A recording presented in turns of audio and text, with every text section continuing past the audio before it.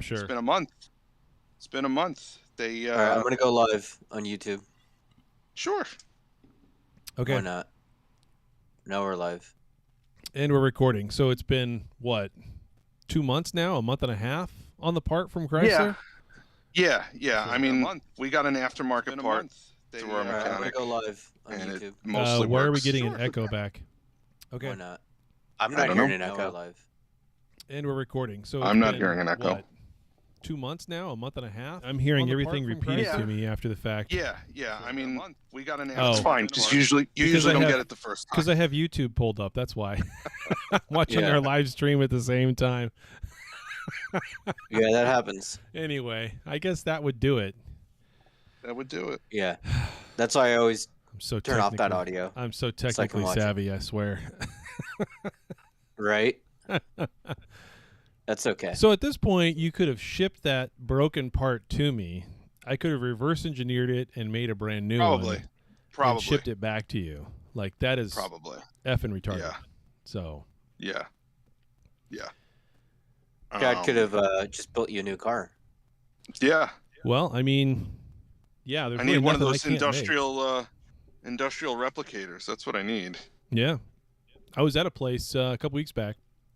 They do 3D printing, but with metal, which is essentially, if you've ever seen welding, then just think of welding as like a blown up version of it, and it's automated with a robot holding on to the welder. And that's really all you're doing when you're 3D printing metal is you're literally just welding giant globs of steel together.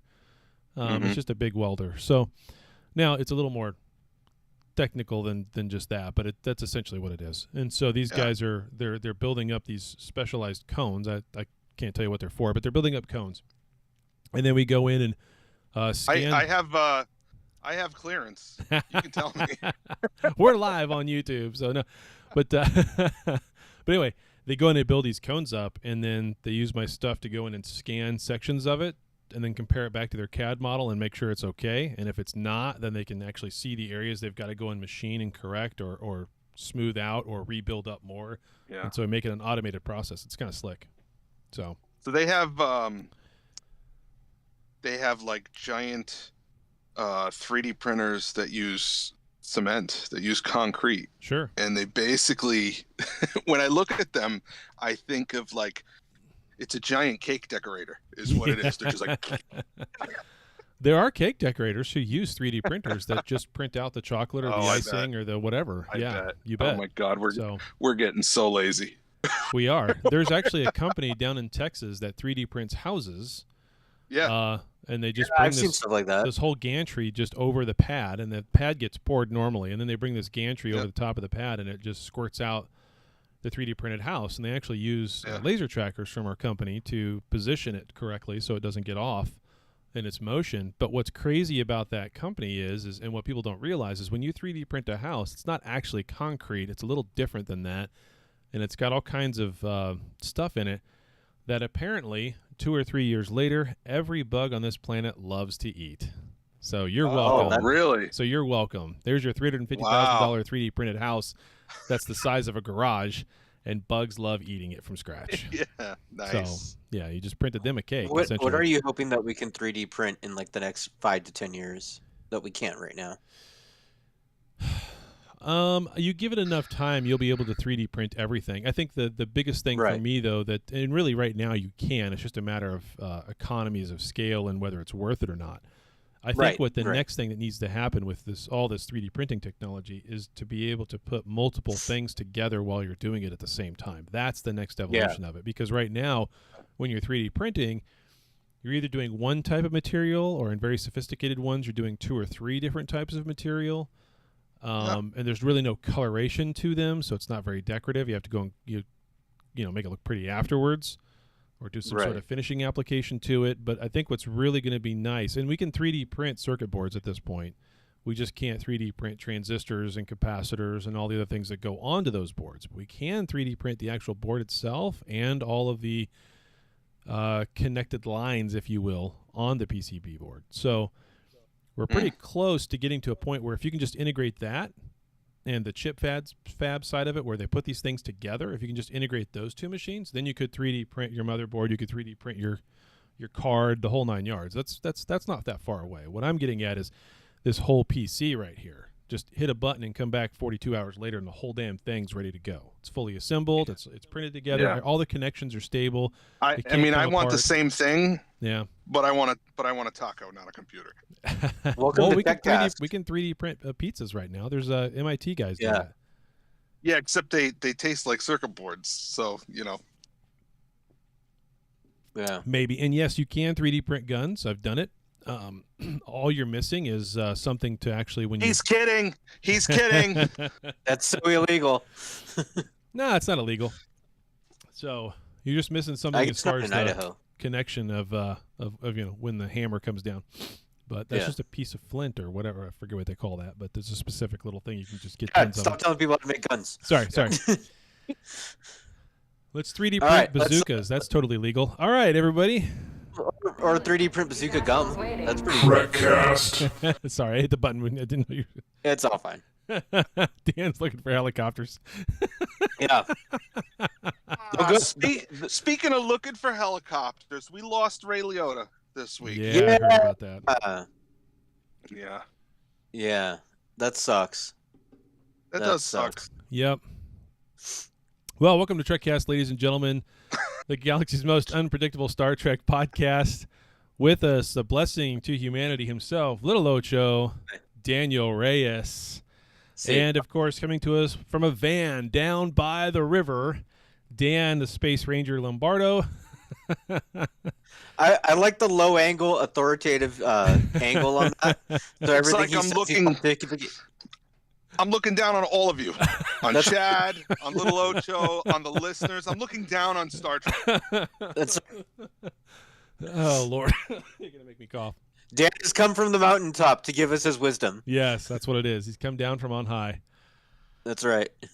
All right. We got a lot to go over this week. We had another excellent episode of Strange New Worlds. It just keeps clicking along. Oh, I love that episode. That episode was good. We'll get to it. We'll get to it, yeah. So, and, of course, all the news, feedback, and everything else. We have a little bit different format this week. You won't be able to tell because we're still going to be something different. Yeah, we're still going to be bullshitting 2/3 of the time. So that's never going to change.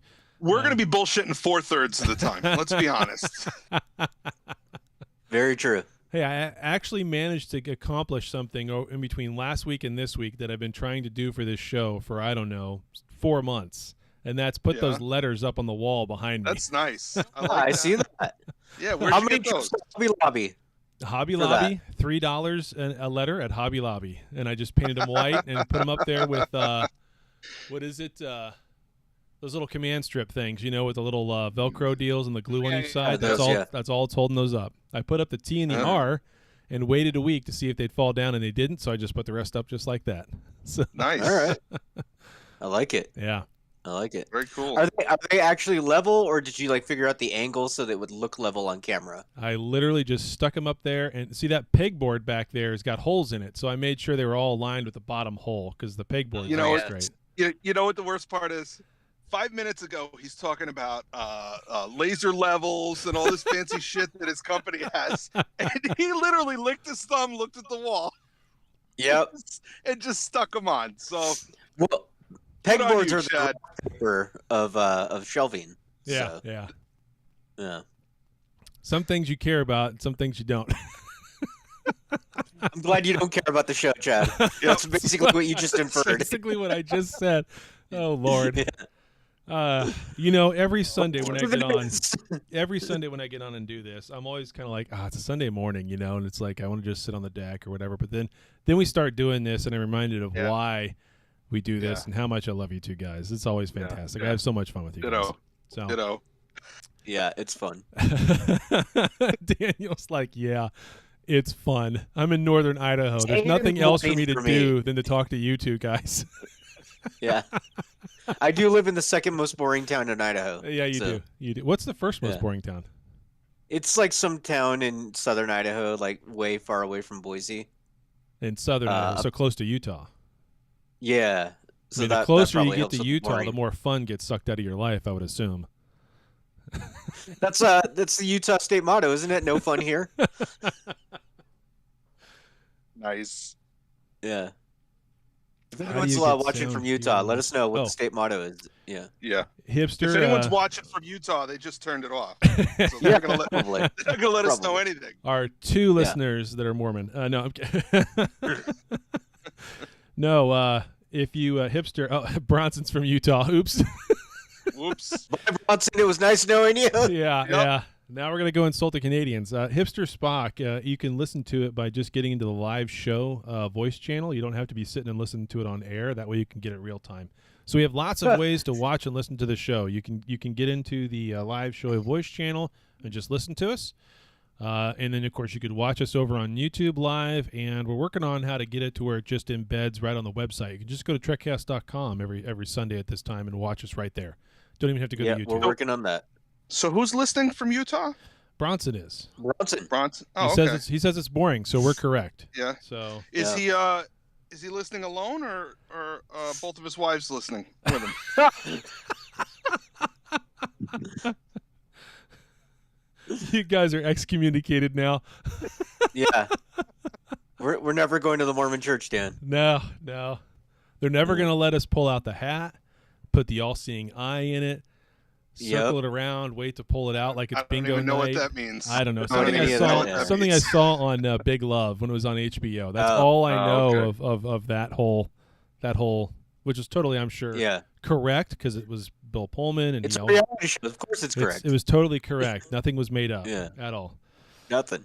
All right, so before we get into this week's news segment and alienate some more, I love our listeners. This week's episode is also brought to you by Soylent. Here we go. Let's go right into the news. Attention all hands. It's time for Star Trek news. Chaz says no more Mormon Tabernacle Choir for you. There you go. All right. Let me ask you this, guys, because I couldn't decide what should be my lead story, so I'll ask you this way. Do you guys want the good news or do you want the bad news? Oh, hit us with the bad news first. Leave on a high note. That's my opinion. All right. We'll do the bad news. So first news story comes to us from TrekMovie.com, and I am sorry for our friends over in Europe, but Destination Star Trek London has been canceled. Yes, that is the bad news. I saw that. So it was just announced this week that they are canceling Star Trek London, which was slated for September 30th through October 2nd. Really? They instead they have decided to only make Star Trek Germany, which will be in Dortmund, Germany. Will be the sole European Star Trek event, like official, and that is also this year. That'll be from September 23rd through the 25th. That will also include 19 celebrity guests and a reunion of the Voyager crew, but don't know much more about that. Huh. So that's pretty bad. They're shutting it down. Yeah, I mean that stinks. That stinks for our friends in the UK. But I mean, canceling that but still having one in Germany. That's like saying we're canceling the New York show, but the New Jersey show is still on. Right. Right. Not quite that it's close. It's much easier to travel around. You can get there. I mean, you can literally go by train. So yeah. The entire train. You can drive the whole way there. Yeah. So, all right. Well, that's good. Yeah. So we still have a show in. So it's not overseas. horrible news. No, but you know, it's bad. Did they give a reason why? I don't see a reason why. Typically, when it's something like that, it's either logistics, where it's just pretty bad, or honestly, ticket sales. So usually see quite a few people on online talking about going to the one in London. So yeah, I mean, I can't imagine that's very sales. Popular. Well, it's very popular over there. That's why it's surprising. Well, I mean, Trek itself, Paramount themselves are starting to make their own official shows everywhere, and so you would imagine that now did Destination Trek was that a privately ran one like the one in Vegas is, or was it done by Paramount? And is the one in Germany is done by Paramount? That much I know. So I'm looking right now. I'm looking at their official website because it wasn't clear on the story website. I wonder if that's more of what's going on. Is I mean, if Paramount's trying to run their own conventions essentially. Just like they did the one we went to in Chicago. That was their first time doing it. And it kind of showed a little bit, but that's okay. So the Germany one is organized by a separate company but it is licensed by Paramount. So Okay. That makes I don't more think that yeah. So that makes more sense. Maybe they had a licensing agreement, because obviously the one in Vegas had a licensing agreement for the longest time, but doesn't anymore. Yep. So, No, right. And maybe that's why they did. So, I mean, from that standpoint, it kind of makes sense if Paramount's wanting to consolidate all of their conventions into the ones that they're running until their licensing runs out, and then do it themselves. Whatever. now, as kind of a make good, there's going to be the London Film and Comic Con, which is going to be held July 8th through the 10th. They're planning to hold some sort of special Star Trek tribute as a make good. So, but I mean, that's a different time of year, although a lot of the same guests are going to be there. So it's kind of like you're getting 2 for 1 there. Yeah. Yeah. So. All right. Yeah. Well, too All bad, right. but also understand. I kind of get what they're doing. Yeah. Our next news story comes to us from Geek Tyrant, which is a great name for a website. We're learning something kind of cool here. The scrapped Star Trek Nemesis sequel that would have been, quote, the Justice League of Star Trek. Oh, God. Oh. Yeah. So, looks like after Nemesis was released in 2002, Brent Spiner and John Logan, who was the screenwriter, basically came up together to work on a script for the sequel to Nemesis. And the idea was they would come out with some convoluted idea that Picard needed to basically time travel around and go get all the main characters from different Star Trek seasons and shows at that point. So from DS9, Voyager, they even were planning to go to Enterprise and get Bakula and somehow gather all these people together to fight a threat. What that threat was, we don't know. Why you need so many captains in one room, I don't know. Dollars. Why not just go get? Yeah, I was gonna say, why not just go get the greatest Starfleet officer in history, O'Brien? Problem solved. Right. I mean, that's all you need. Yeah. Get them all into the room and just have them talk about their feelings. That's right. So yeah, we don't know much else other than that. Yeah. So they do say that some of this storyline was eventually put into the IDW comic Star Trek: The Q Conflict. So those comics are out now. You can go check those out. Yeah. But that's not all of the story. So I thought some people would dig that. Yeah, I mean, I'm not opposed to having something like that. I mean, make it make sense, but I'm not opposed to having something like that. That'd be kind of cool. Well, I mean, they probably can't do the whole story that they imagined because much of what they had in mind has been negated by Picard. Right. I'm sure they had some sort of Data's coming back storyline in there, which you can't do that now. I mean, they had to scrap a bunch of comics when Picard came out. They had all those Countdown comics in 2009, which established that Data's personality reemerged in the B4 model, and now he's the captain of the Enterprise. Yeah, that obviously it did not happen in canon. Well, it did, and then they undid it. Uncannoned it. Yeah, so I think I have an idea who would be the large looming threat and why it makes sense. Okay, go for it. Okay. So you want somebody who hates the Federation, right? Who feels wronged by it. Okay. And who has been wronged no more than one Alexander Rozhenko, who the Federation has taken his father away, has turned his father's love from him, and so now Alexander is going to kill them all. Alexander has to travel to different times to collect all the stones. And right. He's going around collecting all the villains, so he gets Khan. He gets, he wants to wipe out half of Starfleet's captains. Cybok.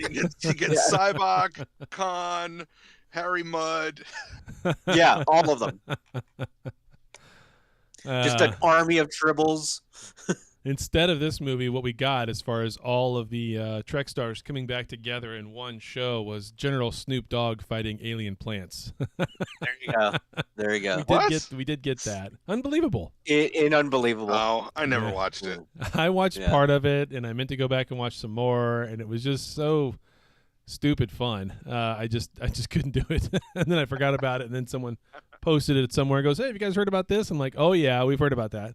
And I was like, I gotta watch that again. Oh well. Nice. It's on YouTube. All right, well, let me get to my last story since we're doing rampant speculation. So here we go. Yeah. Our last news story comes to us from trekmovie.com, and Terry Matalas, one of the 80 million producers on Star Trek Picard, has dropped some nuggets about Picard Season 3. So here we go. He went on Twitter recently and was just answering fan questions. Oh, he's because been fired. I don't know. Maybe he was drunk and high. I don't know, but he was doing that, and he says, are we going to get a new character, a new villain for Season 3? Yes, we are. On top of that, it's going to be played by an actor that you have seen a million times, someone they've always wanted to work with. Quote, "You are not ready." So, it's Tim Roth. Okay, cool. So my head went immediately to Tom Hanks. Because Tom Hanks has been wanting to be in Star Trek forever. No way. Is he? Yeah. Yeah, but he was no supposed way to be he's Zephyr Cochrane.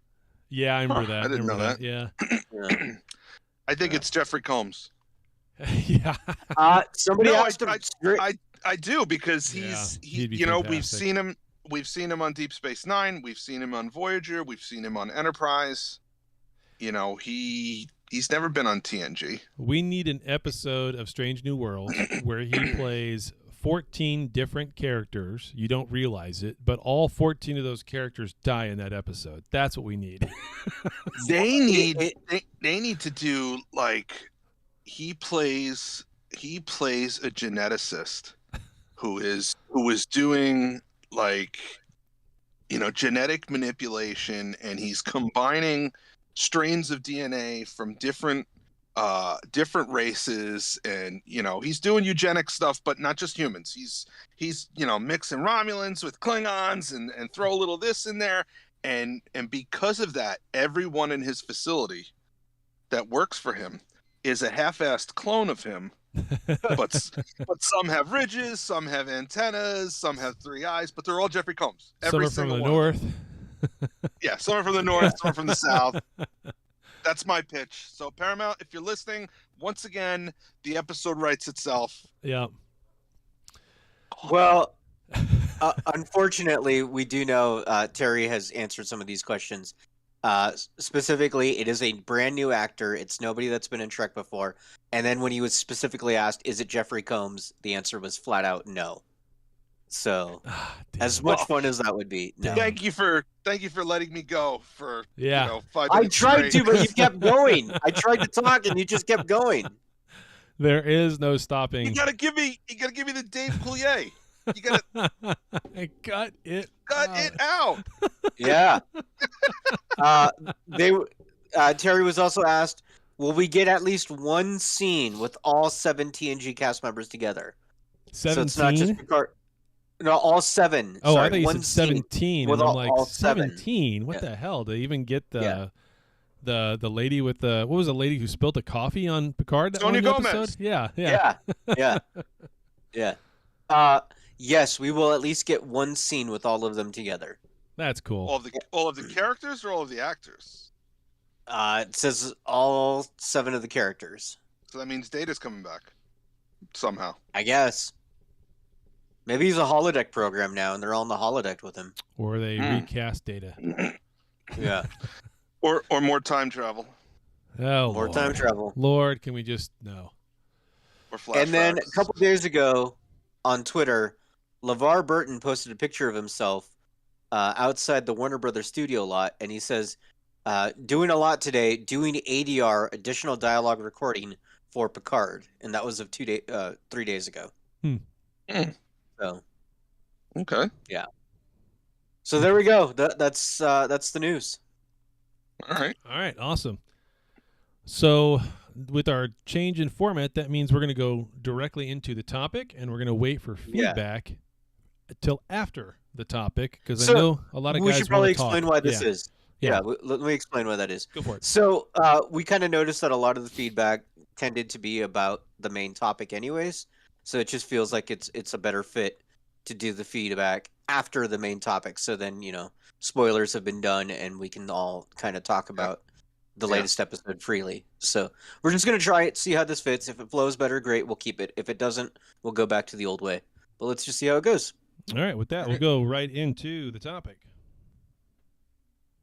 Maybe not. Maybe not right into it. Just awkwardly into it. Do you want me to do it? I could just do it. Yeah, do it, Ant. Talking about Star Trek in this week's topic. Talking about the Star Trek in this week's topic. I love the acoustic rendition. I always get the in the wrong spot. That gets snaps. Trekcast unplugged. Yes. We'll fix it for next week. Don't worry. I mean, we'll fix it in post. It played 2 seconds ago. Nice. All right, well, let's talk about the topic. All right, so the topic, of course, is Strange New Worlds. The episode was Memento Mori, written by Davey Perez and Bo DeMayo, because he likes mayo. I don't know. It's his favorite. This is first time for all these guys. That's the first time these guys have been that writing team. That's the first time Dan Louis has done Louis, like the soup pizza. First time he's done the directing. I don't know. I don't know either.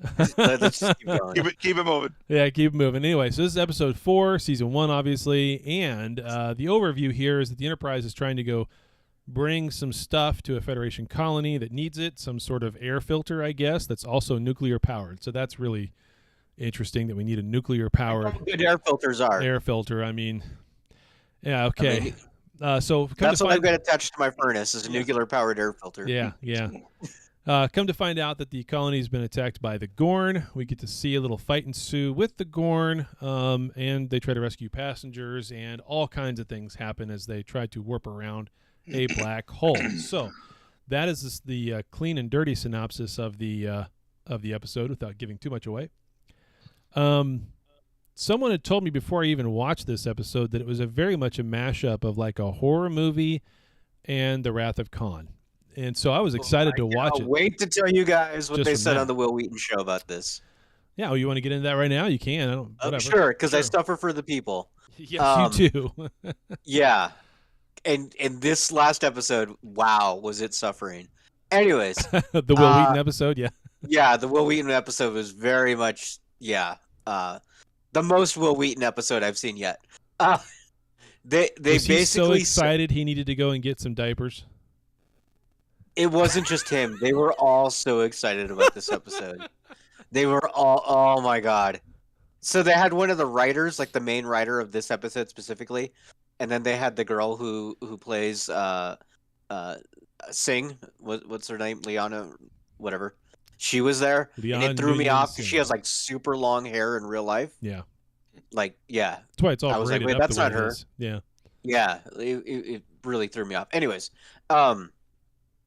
so they basically wanted to make this balanced terror, those old school sub-fighting episodes. Yep. To inspire them, they watched that episode a lot. They watched a few of the Tholian Web a lot. They watched Hunt for Red October, K-19, The Widowmaker, all those kind of sub-shows.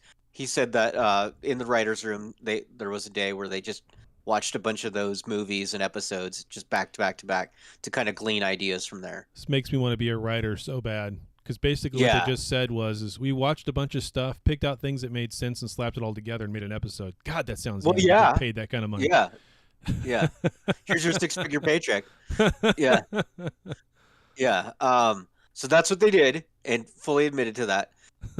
Another thing that was kind of interesting is Sing. Leon Nunyan Singh. Yeah, Leon. Okay. So they were asking her about the mind meld because in this episode there's also a mind meld with Spock. Yep.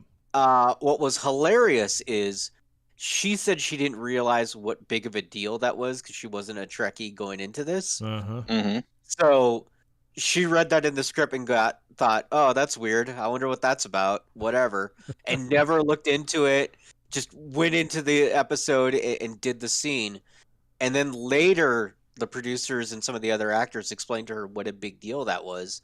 Yeah. And so she was saying that, like, oh, I probably should have known about that. But then, like, as she's recording this Will Wheaton show, she thinks about it and goes, no, it's better that I didn't know because my character didn't know what was going on. Yeah, no, that makes so sense. it's a more authentic response. Yeah, so no, that makes sense. That makes sense. Yeah. Yeah. All So right. there you go. That was the main parts. So one thing I mentioned at the well, I guess that's at the I can mention this at the end of it, but the Enterprise takes a beating. The Enterprise takes a huge beating, and it's more than just they got shot at a few times or whatever else, but they take on a ton of structural damage. But yeah, what I really love, my biggest takeaway from this episode though, and what I really loved about it, again, was Pike. Pike was just a perfect captain in this episode. Yeah. Every time someone would give him a suggestion on what they want to do, and then someone would be like, that's a really bad idea. This is what would happen. It'd be really bad. Pike likes, yeah, let's do that. So it just, for those few times he did like 3 different times, and every time he did it, I kept getting these flashbacks at Galaxy Quest and Tim Allen, when everybody was like, oh my God, if we do that, we're all going to die. And he's like, yep, that's what we're doing. Go. So it raises an interesting question. What if Worf served on this Enterprise? I mean, Worf's entire function on the D was to suggest something and then have it completely ignored. Yeah, exactly. So it would be a strange dynamic if he was here. Yeah. I'm wondering if Shrax was on there. Can we kill them? Can we? Yeah, I've been good this month. I've been good this month. Can I fire a torpedo, please? I love how they just literally drop a torpedo right on the ship. Yeah. They turned the Enterprise into a bomber. And we're just going to run it, do a bombing strafing run, and we're just going to drop it on them. Now, the only part about that scene I don't like is why did they have to mess with the torpedo design to make it look like it was from Tron? Well, I do like that they explained the science of it, too, because they were like, they didn't say like, oh, in space it would just float and sit there. They're like, no, because of the gravity well, it's going to drop the torpedo down. Yeah. Unlike in Star Wars, when bombers in space with no gravity just drop. Yeah. We're not gonna talk about came those. back. But no, there's like 3 separate scenes where he does this, and it's like he does the exact opposite. So this the question that brings up to me though is he doing this in those situations knowing, because he knows he's not gonna die, and his only worry is if he's gonna kill someone else? Or is he doing those because he just would have done that no matter what? Like, at what point is he making some of these pretty risky decisions because he knows right now is not his time to die? See, I think that needs to be explored, and I think you can explore that in future episodes. I think you can. Other thing I would like to see is, like you guys said, the Enterprise is beat up right now. Are we going to see that next episode? Or is it going to be just fine, like Voyager style, and then we just move on? There should at the very least be some, and I love the opening log entries and all. I mean, man, that's just like such a breath of fresh air. So this one we get from Sing, I believe, but for this week's, and it's nice that they're moving them around and it's different people. It's not always Pike. It could always be Pike. That's fine. More Pike is fine with me. But anyway, they need to at the very least have at the beginning of the next episode. At least, if they're going to gloss over the rest of it, have a log entry talking about how much time it took or whatever they had to do to repair it, or maybe the whole episode will start since with our them. last encounter. Yeah, maybe not that long, but something, right? Maybe the next episode is they're sitting at space dock somewhere ready to leave. I don't know. Well, the next episode might not even take place on the Enterprise. Back to what you were saying about the decisions he's making and that and his actions, and I don't think it's, hey, I know I'm not going to die tomorrow because I'm going to die 10 years from now, so I can afford to be reckless. I don't think that's what's going on, because, even though he knows what his fate is going to be, he also still possesses free will. Okay? He could phaser himself in the head right now, and what's destined to happen to him in 10 years won't happen, okay, because he has free will. So I think he's actually acting the other way. I think he has added stress on him because he knows I'm responsible for the safety of every person on this ship.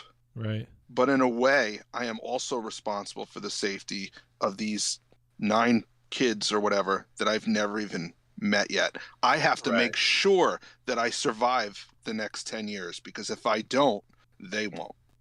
Right. Who's going to save them? Yeah. I kind of look at it. I kind of look at it that way. That's a good point. I like that.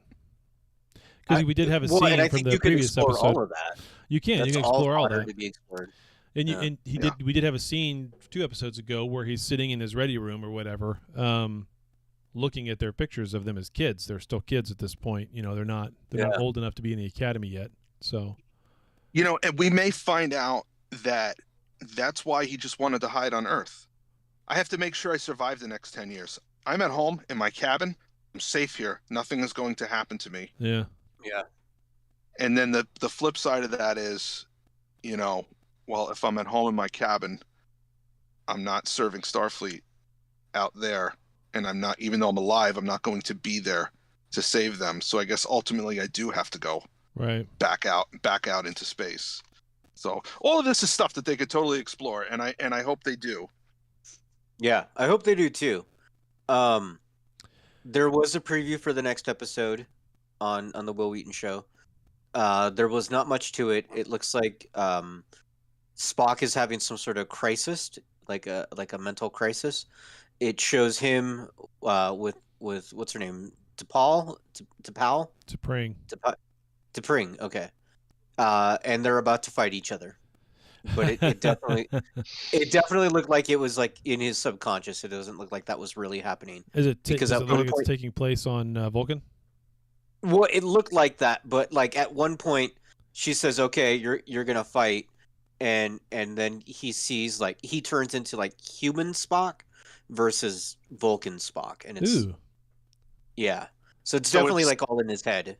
So it's like Superman 3 when Clark Kent fought Superman in the junkyard.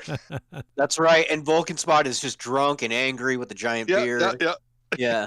Nice. Yeah. So I had one gripe about this episode. I loved this episode. I loved almost everything about this episode. I loved that we didn't see the Gorn. Yeah. That they didn't need to left show them it at all. Yep. That they left it a mystery. Smart and move. I hope they come back again. I hope maybe they're the big bad for this series that are always lurking, you know, off to the side. They did say that on the Will Wheaton show. Okay. They said specifically they wanted it to be like Jaws. That's why you don't see the Gorn right away. Yep. That, you know, it's scary if you don't see them at first, and eventually you will.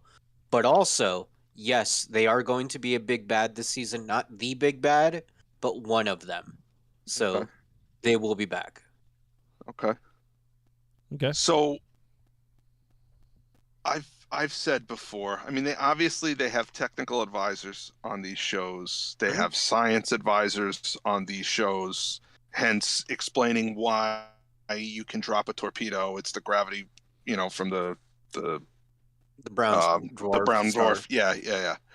So, and I've said this before, I wish Starfleet is a military organization. I wish they would have a military advisor who would point out things to them and say, this is right, that's not right. And even just like a tactical advisor. So there you go. From someone who has gone into a dark room with weapons drawn and tactically cleared it, the last thing I want to do is put a flashlight on each of my shoulders, letting the enemy know directly in between those 2 lights, that's where my head is. Go ahead and shoot for that. That's where you aim. I watched that and I was just cringing. Yeah. I was just cringing the whole time. Dan, would you quit Space Force to go do that for them? Absolutely. Absolutely.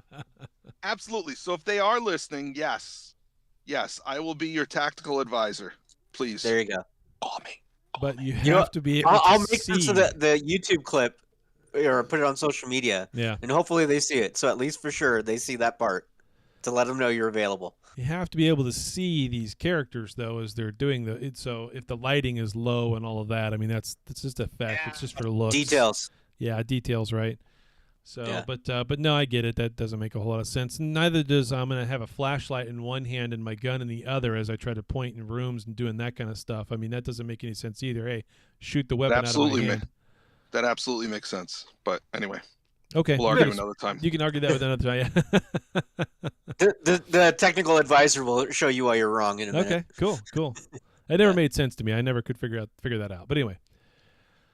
The only real gripe I had with the episode was the whole Morse code flashing lights. That's how the Gorn communicate with one another. That seems a little archaic that they can't talk to one another if they're not in visual range with flashing lights. So big between the ships. That seems kind of, for as technically as advanced as they are, that seems kind of, I don't know. Yeah, that was a little weak. Yeah, that was a little weak. I mean, they could have worked it in a different way. That he decoded their language. It's a series of clicks. We know they make a clicking sound. Right. Yeah. He could have. That would have made more sense. Yep. He could have decoded the clicking sound, and then the shuttle crew, Spock figured out how to piggyback on their signal, and we're gonna send our own clicks and click, and boom. Yeah. Yep. I think that would have made more sense. It's still cool though. I mean, it was still a neat. A neat little ploy for the shuttlecraft to go and do. That was still kind of fun. So, and honestly, if their light Morse code is the weakest thing, it was still a really good episode. So yeah, exactly. Yeah, no. Yeah. It's just nitpicking. So, so getting back to the other things, it's like very different between this whole series so far and any other new Trek that we've gotten. I mean, all the supporting cast, they're just incredible. The pilot is so damn funny. What is her name again? The shaved head on the side. Ortega. Ortega. Yeah, I keep thinking of tacos when I think of her. She's hilarious. She is hilarious. She is so good. Yeah. And she's just that's so much fun. She's Reno light. She is a little bit. She's snarky always like that. Yeah, she's got the snarky, smart-ass comments, and they're just spot on. They're because they're kind of what you're thinking, right? Oh, yeah, sure. Let's just go towards the big brown black hole thing. Let's just go right at it. You bet. Sure.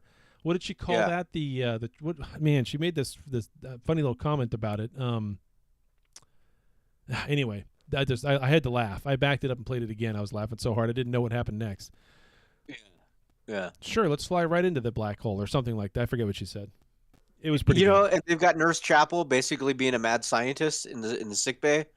And Dr. Umbega or whatever his name is, it's just like, that's cool. Whatever. Yeah. Whatever you want to do, psycho lady. So what I'm enjoying is the way I feel like they're splitting up the crew each episode. Yeah. And they're like, okay, we're gonna have a story with these two characters are stuck in the shuttle bay for the whole episode. So we're going to explore the dynamic between those two. Yep. Okay. First officer's stuck in sickbay for the whole episode. So we're going to explore the dynamic of those three. Yep. And, the first officer's not on the bridge. So now we're going to explore the captain dealing with these people not through the first officer. So I'm enjoying that. I mean, they would do that on DS9. They would do that on Voyager. Like, it's the Empire Strikes Back. Let's split up the team. Each person's got their thing and that's it. Yep, they've all done those in the past. Okay, this is I don't know. Yeah. I don't know. Normal formula. Brian's stuck in this room. Yeah. Bashir's over here. How do they get all together to solve the main problem? It's a normal Trek formula. You know what? It's a sci-fi trope. Worf delivers the baby in 10 forward. Right. is the example. Yeah. So. It's the cake with mint frosting because it's Troy. It's a cellular peptide cake. Yeah. I knew you would know. If I could play the effects, I'd play Nerd Alert right there. But oh well. There you go. Yeah. Good episode. I like it. Yep. Yeah, I like Chad stretching. It's good times. No, I'm sorry. I'm so sore and so stiff. I was in the yard yesterday from about 9 to 9. Oh man. So, and I didn't even mow. So that's today. I gotta do that. I gotta do that today. Anyway, okay. So Any more tidbits about this episode before we go break it out into the feedback with the guys that are in the live studio audience?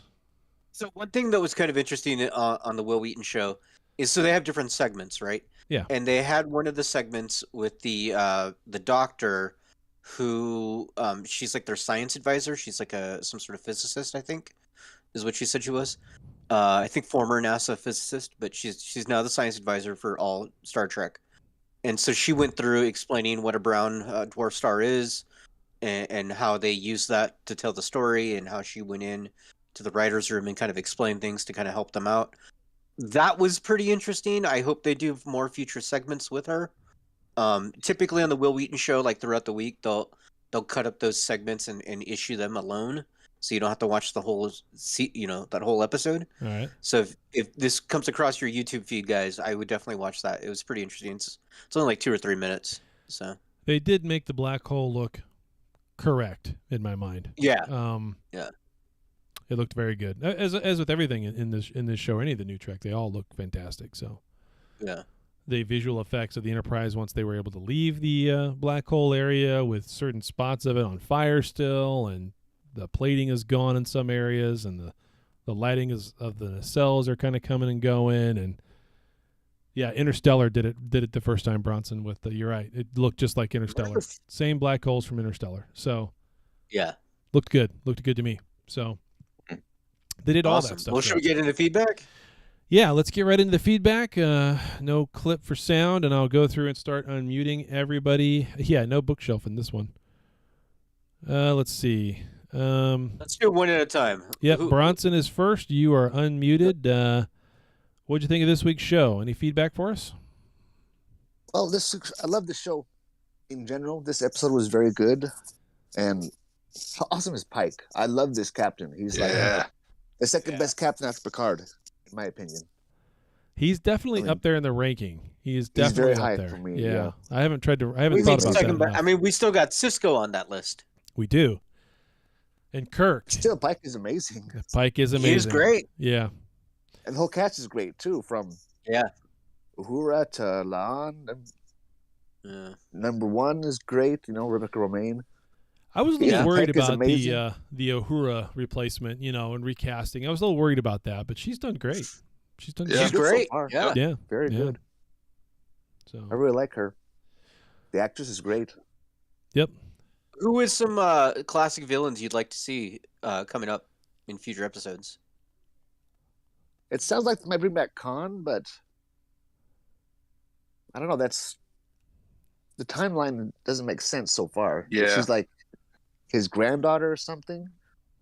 I mean, I only want Khan if they get Wilder Valmeralda to play him. Guys from the 70s show. Yeah. But he's got to do the Fez voice. Hello, Jackie. As long as he keeps calling Pike Jackie the entire time. Oh, Lord. Yeah. Let's not do that. Yes. All right. Thanks for your feedback, Bronson. I'm going to move on to the next guy. Thank you very much. Let's see. We'll go down. I'm just going straight down the list. Chaz Biz. There you go. There you go. Okay. I want a 3D printed corn dog. There you go. I do love corn dogs. That's a great call. That shouldn't be too bad. You don't even need the stick for it, right? So it's just cellular peptides with bread. You do particle board with the stick too in the middle. So here's the question though: is a corn dog a sandwich?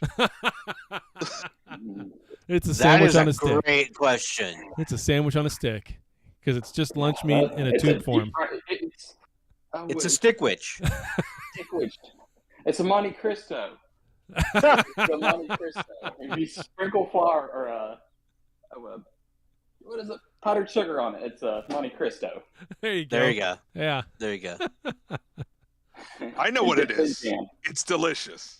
That's what it is. That's all that counts. I never thought of that. Just drinking powdered sugar and have a little jam and stick it in there.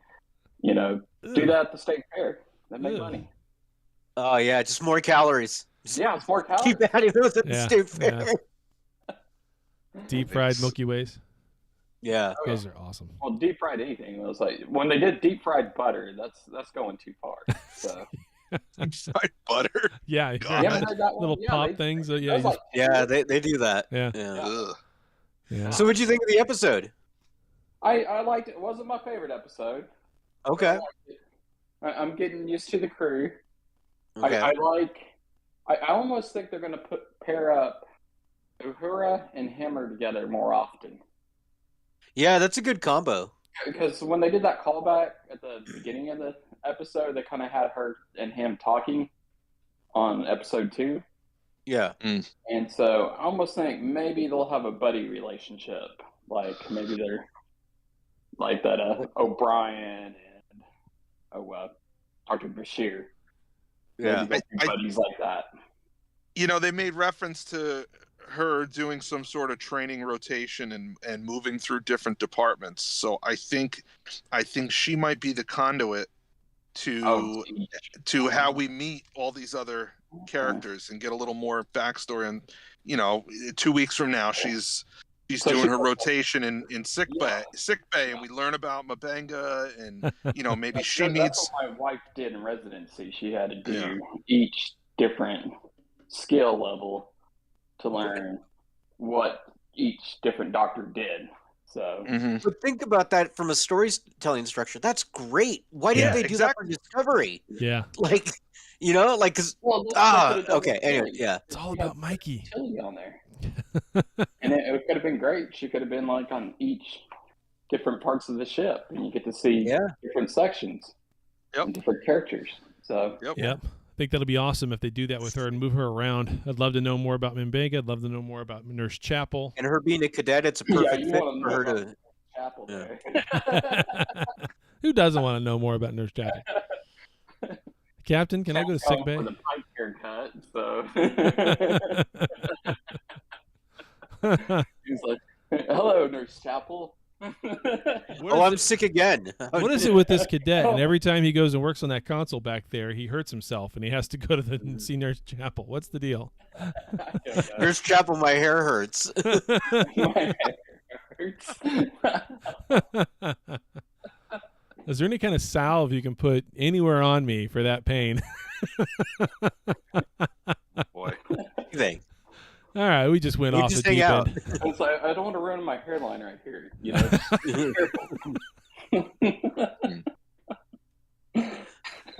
All right. All right. So all right, same question for you, Chad. Who do you want to see in the future? What villains or? On villains? Yeah. Ooh. Well, see, Star Trek doesn't really have villains; they have antagonists, right? Right.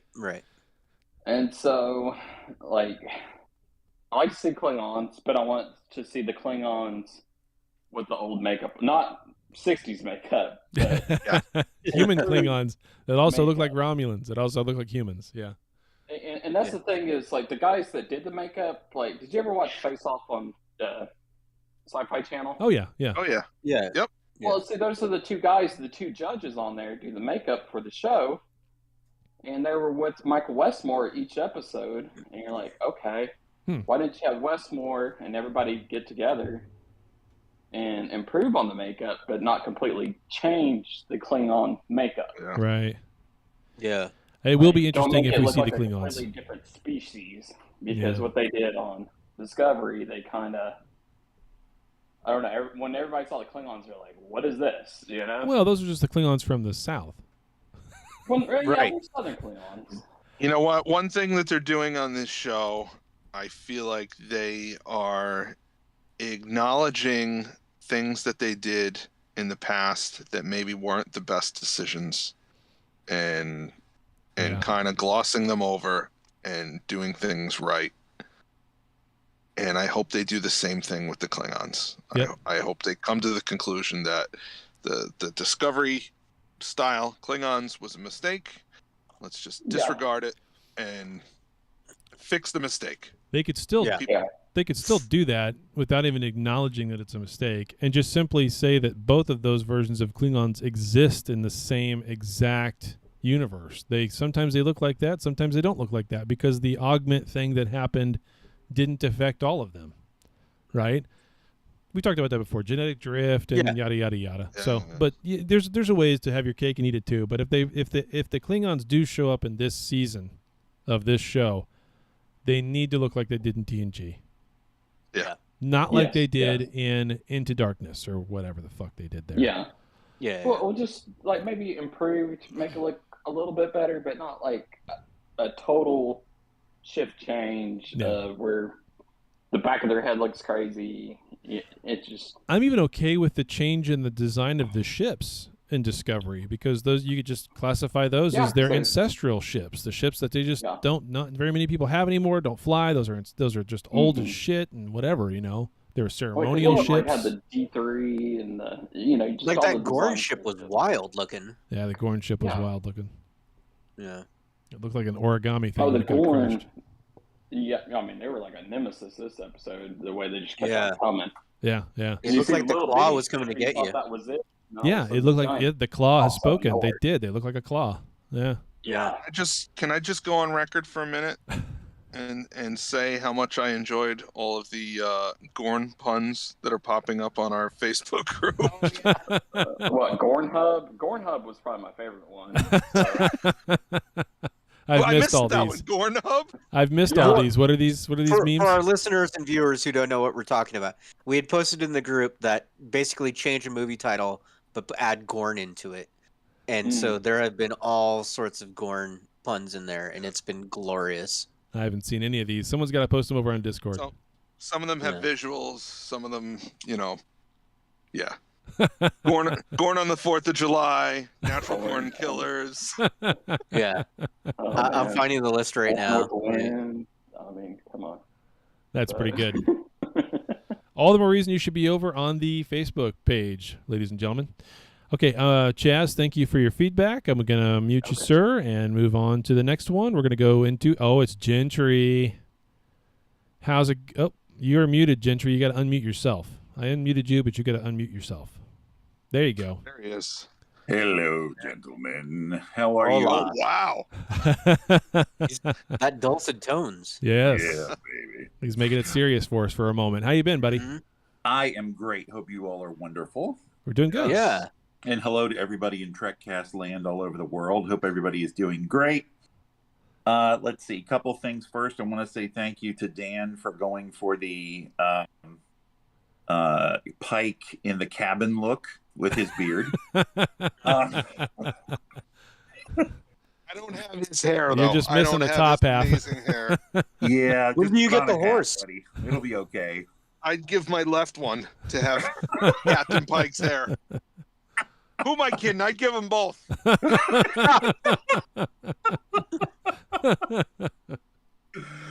Oh, that's awesome. This episode, the only thing, it was so good. There were just very few things that I could nitpick. And yes, a technical advisor would be wonderful. I have a very old medical background, so there was one thing that just kind of irked me, and that was at the end when Mbega was donating blood to Una in sickbay, and I'm like, do you really believe that putting a needle in a hose in one person and putting it in the other person, do you know what kind of blood pressure Mbega would have in order? He'd be walking around getting angry just to increase his blood pressure, stabbing himself with something, just to be able to force the blood into her. But they should have had him jogging in place. Yeah. Yeah. I love that. I'm here to save your life. Yeah. Must save Una. The other thing I was going to mention is talking about future stuff. I think there isn't a reason that they gave us Khan without purpose. There has to be a reason why Khan has a purpose. They gave her that name. They put her there. Yeah. I sincerely think there's a possibility that she's going to go to the dark side at some point in the future. She's broody. She's moody. There's a lot of this weird stuff in the background. She's got a sincere anger that just never goes away. I think there's a good chance that we're going to see her doing something unfriendly in the future. Just a guess. She's clearly stronger than she leads on. Oh yes. Yeah. She can open a jar of pickles. That's right. Good reference. Several jars of pickles. That show comes out in a couple of weeks, doesn't it? Yeah. Can't wait. I think next week. Is it next week? Oh shit, we're gonna have so much to talk about. It's like June. Well, I know it's June Star something. Trek Light. Yeah. That's right. We're gonna have so much to talk about. And that's Hulu, so they're gonna drop weekly. They're not gonna drop all at once like Netflix, right? June 2nd. Oh geez, that's this week. That's what, Tuesday, Thursday, Wednesday? Holy, this is crazy. Thursday.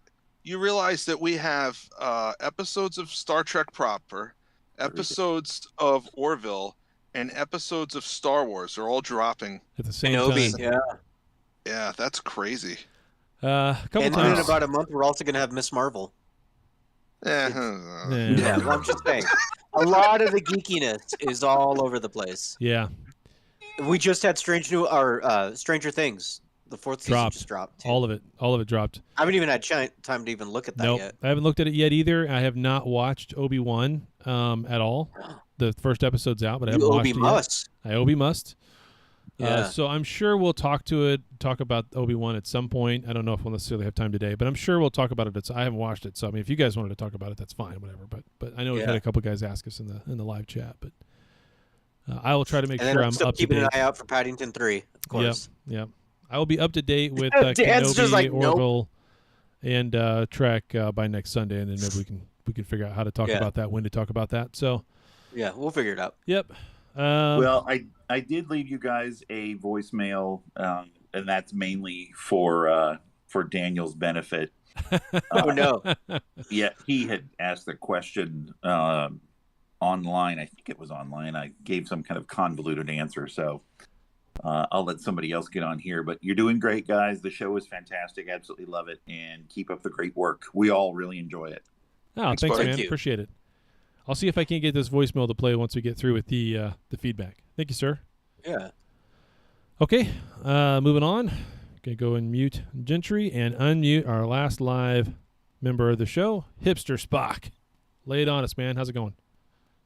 Hey guys, thank you for having me on again. Got a couple of things. I really like Strange New World. You know, I've been very skeptical about any new Star Trek because of this thing about the wokeness, but it's not okay. It is a little woke, but they don't rub it in your face like Disco, which I really appreciate.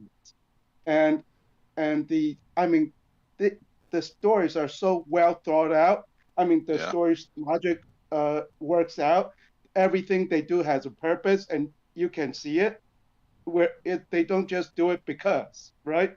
And so that's something that I really appreciate. And they focus on the right things, like the characters and the characterizations, and they show it. They don't just say it, which is wonderful. Do you think that the episodic nature helps with that, or would it be better if it's an overall? Oh my God! It's I love the episodic nature. It ties everything up, because I think the bad thing about this last season of Picard is that it's like that essay you got to write in college. You have three pages of good material, but you have to write 10 pages. Yeah, you have to stretch the shit out. So then you make Guinan yell for no reason. Yeah, I mean, a lot of it's just filler, and anybody can make BS sound good, but they just they just had 10 episodes and they need to fill it with something. So okay, but I agree with you, Daniel. Episodic nature of this was really good thing for them, because they don't have to go through this whole big long story arc. If something works, it works for that one episode. And if something doesn't work, you don't have to go through the whole rest of the season dealing with this stupid premise, right? Yeah, So that's true. Yeah. I mean, Yeah, because if it doesn't work, they can just write it out and just move on. Like it's fine. It didn't work. And you could even have an episode with a stupid premise, but it's still a good episode because of the characters and everything else they're doing, and there's no throwaway setup stupid episode. Mm-hmm. Just for the sake of this one idea, we stretched out to 10. Yeah, exactly. Yeah. I was worried about Uhura because she's a little sassy, and it reminds us of another African American lady who's also a little sassy, but Burnham.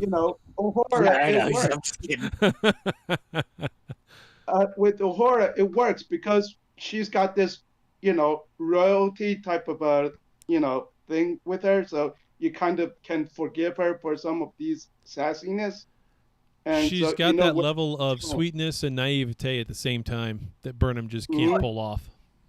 And it also plays into her character because she's new. So like sometimes her sassiness is like she's just doesn't know what's going on yet, so she's just responding. Yeah. Yeah. Mm-hmm. I mean, when you're gonna ask about the villains for the future, I think of the flying pancakes would be good. Yeah. Flying pancakes. To address the Sam Kirk thing. Oh yeah. Give him a little. Where's he been? He hasn't been in any of these other episodes so far yet. That's fine. Yeah, I know, but I want Guy in the background being a jerk. I'm sure he'll come back. Yeah, I know. And he'll be like, "Hey guys, hi." He'll be in an elevator. I just love this music. Yeah, a couple of more things. You said something about Worf, about Klingons, right? And then I remember this episode of DS9, right, with the Troubles and Tribulations, and Worf gave a little line that says, "Well, yeah, Klingons were like that, but we don't talk about it anymore." Yeah, right. So that's something. And then this little dialogue between Una, Chapel, and Mbenga. Mbenga, I found it really amusing. Like we're gonna have to give it to you via IV. Una, do I have a choice? Mbenga, you can decline. Wait for the system to be online. Chapel, we can take bets on when the septic shock would begin. I hear it's like giving birth out of your mouth. Una, who says something like that? Chapel, me. Yeah. That was the exchange of the show. Yeah. She's great, man. They're slowly turning her into Bones, like not McCoy, but like that medical show back in the day. Yeah. Oh. Yeah. Yeah. So anyway, keep up the great work. You guys are doing the Lord's work. We're doing the Lord's work, and Daniel is a blessing to humanity. I mean, it's true. It's true. Thank you. Yeah. Thanks. Appreciate it, sir. Thanks for listening. Yeah. Thanks for coming on. We appreciate it. Gonna go ahead and mute you. Thanks you for your feedback. We really I would like to appreciate say that. I'm a humble blessing. Yeah, humble blessing. I am a humble blessing to Sit you down. all. Be humble. Indeed. Okay. That's a. Who is that guy? Kendrick? Is that Kendrick who sings that song? Be humble. Anyway. Yeah, Kendrick Lamar. Kendrick Lamar. That's what it was. Mm. So, but all three excommunicated by the Mormon Church. Thank you, Chaz. All right, so I think that worked good to have the feedback at the end like that. Yeah, so I think it does work. I think that works for me. I'm good with it. Again. Let me see if I can get this voicemail to play. Okay. Hello, gentlemen. Oh, here we go. This is Gentry. Hope you're all doing very well.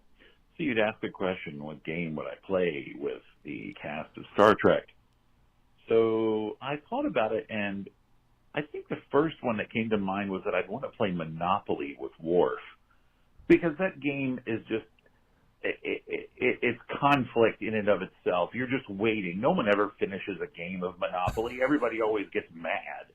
So I just want to wait for him to land on a property with high rent, let him feel like it's not fair, have him threaten the property owner, their children, their ancestors, question the person's honor. I think that'd be a blast. Then I'd want to play the card game War with Data, because no matter what the percentages might be, he can't change the outcome. When you play War with a deck of cards, it's pure chance. There's no unfair advantage there. But it would be fun to play Call of Duty with Data, just to dominate everybody. You'd earn everything you possibly could. You'd be MVP every time, totally unstoppable. You know, you'd hit tier 100 in a day, and then you'd just be playing for prestige levels just for the heck of it. It also would be fun to play the board game Risk with Picard. I think it'd be fun to see what strategy he uses and then just try to learn from him. And I'm sure he already knows, you know, don't start a land war in Asia. But anyway, the last game I'd play would be, I would completely and totally want to play Cards Against Humanity with Pike. I can only imagine some of the answers that guy would come up with. I absolutely know there's a little deviant hiding in there. I absolutely know it. Thanks, guys. You are wonderful as always. Love hearing you. Keep up the great work and live long and prosper. That's excellent. Great. That was great. That's a good list. That was a hell of a list. Yes. Cards Against Humanity with Pike. Oh, man. I feel like, though, Monopoly against Quark would be the worst. Like, that would be... jeez. You're not winning. You're not winning. Yeah. Or what is the what's the American Gladiator version in TNG? We see Riker play. What is that called? The ultimate Parisi Squares? Yeah, Parisi Squares. No, the ultimate combat, the one Riker does. Yeah, it's Parisi Squares though that he does with the pads, right? Isn't that Parisi Square? Yeah. I wouldn't want to play that with Sing. So. I wouldn't want to play that with her. She'd kill you. No. You would be toast. You know what's great about this series, Strange New Worlds? It's everything that we just mentioned throughout this entire episode today. The fact that we actually know these characters' names and actually give a shit about them. I still it's only been can't, 4 episodes. And it's only 4 episodes. We're about to have season 5. Season 5 at the end of the year for Disco, and I still don't care about half the people on the crew because we don't know who they are. Yeah. Yeah. So, it's crazy. They're doing stuff right. They finally are. Takeaway. It's a breath of fresh air. It's wonderful. Yeah. I can't wait to see more. I'm sad that we're already halfway through almost, really. Next week is episode 5. And that's halfway, and that's just because there's 10, I think. I really hope the actors of Discovery hear these kinds of critiques and push and go push, because they're all great actors. There's nothing, they deserve better. There's nothing wrong with where Discovery is in terms of its story arc at this point. There's really nothing wrong with them being thrown 1,000 years into the future. There's nothing wrong with the ship. There's nothing wrong with the actual actors who play the characters. Jug Jones is great, and he is great. Sonequa Martin Green can act. Okay, she can act. Give him some better freaking lines and some better stories. That's all they need, and they could turn that around. Although I think it's probably their last season. So that's my opinion. That's my opinion. I have a feeling that's the case. Why would they keep doing it if Strange New Worlds is just lit on fire? Oh, I almost forgot thinking of that. I have 2 stories to tell you real quick. From this past week, I was in Dallas, I was in Tulsa, I was in Wichita. I was all over the place. Okay. 2 separate occasions, I had someone refer to either Star Trek to me or in my presence. I've never had that. Never had that. The first one was I was coming out of a facility in Dallas. It had been raining all day, so all the stuff had come out of my hair, and it was just wild like it is right now. And someone looked at me and said, "Man, you got great hair." And I said, "Oh, thanks. It's not as good as Pike's." And they go, "Nope, it's not as good as Pike's, but it's close." He knew exactly what I meant. Wow. No, just whatever. Yeah. It was great. He knew not even a split second. So that was the first one. The second one is I'm sitting at a restaurant in Wichita having lunch, and I hear this there's 6 people at a table behind me. It's a German restaurant, Prost. If you're ever in Wichita, go to Prost. Anyway, they're right catty-cordy behind me, and they're having this ongoing conversation and discussion about Trek. And they've all watched Strange New Worlds. A couple of the people at the table say they love Discovery, and they liked it better than they liked Strange New Worlds. And the other half of the table is looking at them like, you guys are what's wrong with you? What planet are you from? There's no way that Strange New Worlds isn't better than Disco. And this went on for like 30, 40 minutes, and I finally just turned around and looked at everybody and said, yeah, I've loved hearing you guys' discussion. It's wonderful. I love Strange New Worlds as well. And I told them about the show, and they were like, really? They'd never heard of the show, of course, because who has? So maybe we'll get some new listeners from the folks in Wichita. But that was twice that I heard either had someone who knew the reference, because who would know that if they're not watching the show? I mean, I think there's more than just a little bit of buzz in the Trek community about this show. I think it's definitely It's definitely hitting a peak. So yeah, there definitely is. I watch a few different like YouTube and podcasts about film and television, and Strange New Worlds is cracking through, and Discovery and Picard hadn't. No. So yeah.